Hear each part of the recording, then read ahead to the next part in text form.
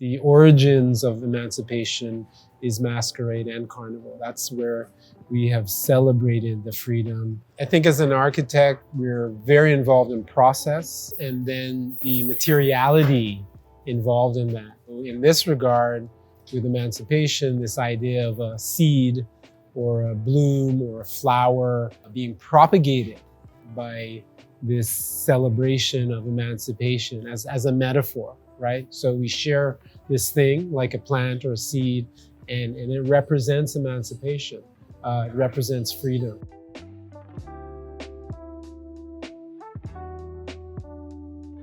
It's based on Natasha Henry's book, Emancipation Day.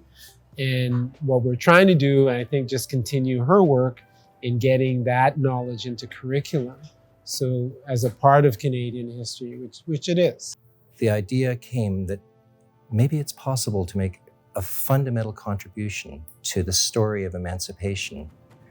My own role is to listen and to hear and to bear witness and perhaps to be able to make some fundamental changes in myself and in those around me and offer something that really makes a kind of a core for a new way of life. And that this is incredibly daunting and at the same time utterly beautiful and moving. And so this is a matter of dialogue. I called my dear friend Michael Lepoy, and he, with his extraordinary background in carnival and design, immediately kind of responded. And together we looked at the kind of story of the Mokojumbi, the extraordinary magical elder of the carnival. Mokojumbi is Afro-Caribbean.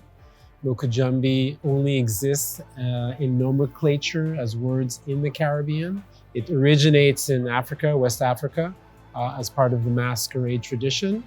And how it got to the Caribbean, we're not quite sure, but when they speak about it in the travel logs about the Mokojumbi jumping around, dancing, all that you see is exactly what it's been like for the last few hundred years.